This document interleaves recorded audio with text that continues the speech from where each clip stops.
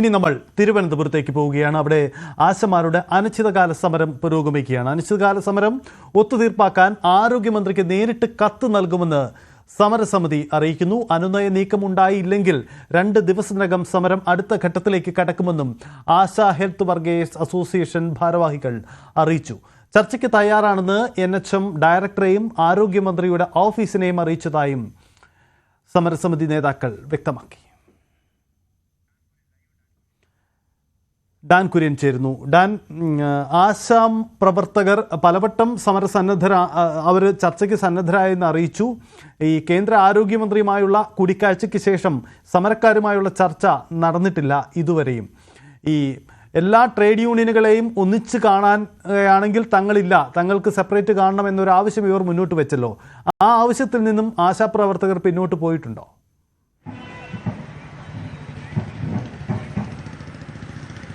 അതായത് 55ാം ദിവസത്തിലേക്ക് കടക്കുകയാണ് സെക്രട്ടേറിയറ്റ് നടയിൽ പുരോഗമിച്ചുകൊണ്ടിരിക്കുന്ന ഈ അനിശ്ചിതകാല സമരം. 16ാം ദിവസത്തിലേക്ക് നിരാഹാര സമരവും കിടക്കുന്നു. പക്ഷേ അപ്പോഴും കേന്ദ്ര ആരോഗ്യമന്ത്രിയുമായി നടത്തിയ ചർച്ചയ്ക്ക് പിന്നാലെ 2 തവണ, അതായത് സംയുക്ത ട്രേഡ് യൂണിയനുകളുടെ നേതൃത്വത്തിൽ ആരോഗ്യമന്ത്രിയുമായി ചർച്ച നടത്തിയിരുന്നു. അപ്പോൾ സർക്കാർ മുമ്പോട്ട് വെച്ച ഒരു കാര്യം 3 മാസത്തേക്ക് ഒരു പഠന സമിതിയെ നിയോഗിക്കാം, അവർ നൽകുന്ന റിപ്പോർട്ടിന്റെ അടിസ്ഥാനത്തിൽ തുടർ നടപടികൾ ചർച്ച ചെയ്യാമെന്നാണ്. പക്ഷേ ആ കാര്യത്തോട് യോജിക്കാനാവില്ല. ഓണറേറിയം വർദ്ധിപ്പിച്ചുകൊണ്ട് അങ്ങനെ ഒരു സമിതിയെ നിയോഗിച്ചുകൊള്ളൂ എന്നൊരു നിലപാടായിരുന്നു സമരസമിതി എന്ന് ആരോഗ്യമന്ത്രിക്ക് മുമ്പിൽ വെച്ചത്.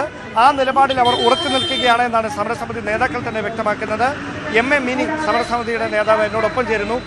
INTUC ഉൾപ്പെടെ കഴിഞ്ഞ ദിവസം എടുത്ത നിലപാടിനോട് സമരസമിതി ഇപ്പോൾ എങ്ങനെയാണ് പ്രതികരിക്കുന്നത്? അല്ല, അവര് INTUC ഉൾപ്പെടെ എല്ലാ യൂണിയനുകളും നിൽക്കേണ്ടിയിരുന്നത് ഈ സമരത്തോടൊപ്പം ആയിരുന്നു. കാരണം അത്ര ഒരു സെറ്റിൽമെൻറ്റ് ചർച്ചയ്ക്ക് വേണ്ടിയിട്ടാണ് മിനിസ്റ്റർ വിളിച്ചത്. അപ്പോൾ ആശാമാരുടെ മൊത്തം വിഷയങ്ങളും കൂടി പഠിച്ച് സെറ്റിൽ ചെയ്യുന്നതിന് വേണ്ടിയിട്ട് ഒരു കമ്മിറ്റിയിൽ ഈ വിഷയവും കൂടി ഉൾപ്പെടുത്താമെന്ന് പറയുന്നത് അത് ഈ സമരത്തിൽ നിൽക്കുന്ന അങ്ങനെ ചെയ്യാൻ പാടില്ലല്ലോ.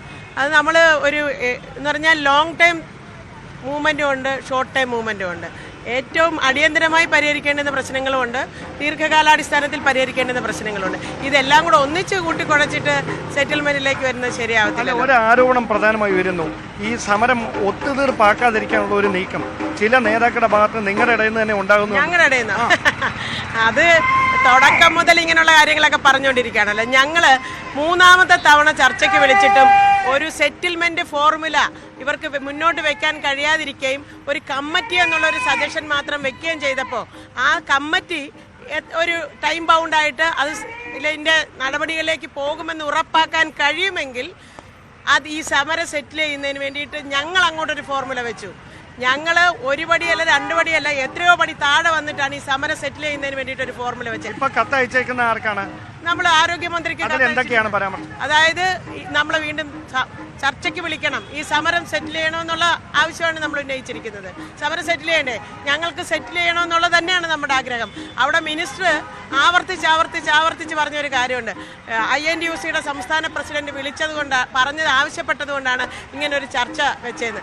അപ്പോൾ അവസാനം ഇത് മിനിസ്റ്റർ ആവർത്തിച്ച് പറഞ്ഞപ്പോൾ ഞങ്ങൾക്ക് ചോദിക്കേണ്ടി വന്നു, 53 ദിവസമായിട്ടും അല്ലായിരുന്നെങ്കിൽ മിനിസ്റ്റർ ചർച്ചയ്ക്ക് വിളിക്കില്ലായിരുന്നോ എന്ന് ചോദിക്കേണ്ടി ഞങ്ങൾക്ക് വന്നു.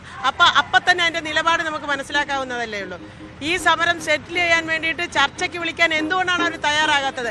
ഇപ്പോൾ പാർട്ടി കോൺഗ്രസ് നടക്കുന്ന വേദിയിൽ അവരുടെ സഖാക്കൾ തന്നെ അവരെ ചോദ്യം ചെയ്യാണ്. സ്ത്രീ തൊഴിലാളികൾ ഇത്ര ദിവസം വന്ന് ഇവിടെ ഇരുന്ന് ഈ പൊരിവെയിലത്തിരുന്ന് സമരം ചെയ്തു നിരാഹാരം കിടക്കുന്നു, മുടിമുറിക്കൽ ഉൾപ്പെടെയുള്ള തീവ്രമായ സമരപരിപാടികൾ എടുത്തിട്ട് എന്തുകൊണ്ടാണ് ഒരു ഇടതുപക്ഷ സർക്കാരിൻ്റെ കാലത്ത് ഇങ്ങനെ ഒരു സമരം സ്ത്രീകൾക്ക് ചെയ്യേണ്ടി വരുന്നത്? അത് അവരെ പാർട്ടി സഖാക്കളുടെ മാത്രമല്ല ഈ കേരളത്തിൻ്റെ പൊതുസമൂഹത്തിൻ്റെ ചോദ്യമാണ്.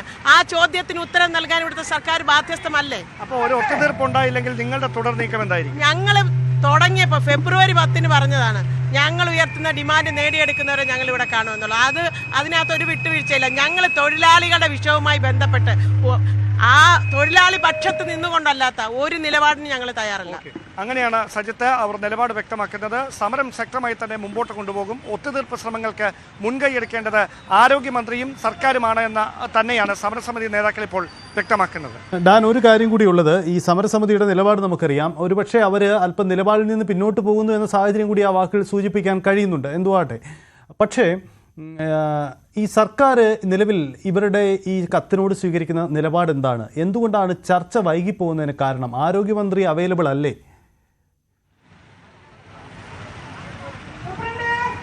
അതല്ല സജിത്ത്, അതിൻ്റെ കാരണം ആരോഗ്യമന്ത്രിക്ക് മാത്രമായി ഈ ഓണറേറിയം വർദ്ധിപ്പിച്ച് നൽകുന്ന കാര്യത്തിൽ തീരുമാനമെടുക്കാൻ കഴിയില്ല. അവിടെ ധനവകുപ്പിൻ്റെ അനുമതി ലഭിച്ചാൽ മാത്രമേ അങ്ങനെയൊരു കാര്യം ഒരു പ്രഖ്യാപനത്തിലേക്ക് പ്രായോഗികമായ ഒരു നിലപാടിലേക്ക് ആരോഗ്യ വകുപ്പിനും കടക്കാൻ കഴിയുകയുള്ളൂ.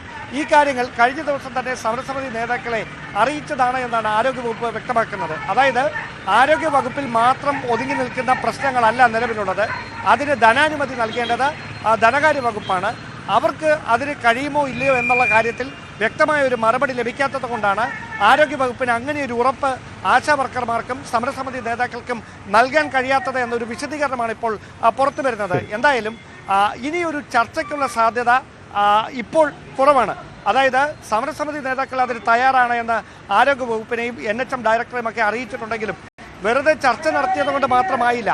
ഒത്തുതീർപ്പാകുന്ന ഒരു സെറ്റിൽമെന്റിലേക്കാണ് കടക്കേണ്ടത് എന്നൊരു നിലപാടിലാണ് ആരോഗ്യവകുപ്പും സർക്കാരുമുള്ളത്. അവിടെ സമരസമിതി കഴിഞ്ഞ ദിവസം നൽകിയിരിക്കുന്ന ഈ കത്തിൽ പരാമർശിച്ചിരിക്കുന്ന ഒത്തുതീർപ്പ് ഫോർമുല അത് അംഗീകരിക്കാൻ സർക്കാർ തയ്യാറാകുമോ ഇല്ലയോ എന്നതാണ് ഈ സമരത്തിന്റെ ഈ അനിശ്ചിതകാല നിരാഹാര സമരത്തിലേക്ക് ഭാവി തീരുമാനിക്കുന്ന കാര്യമായി മാറുക.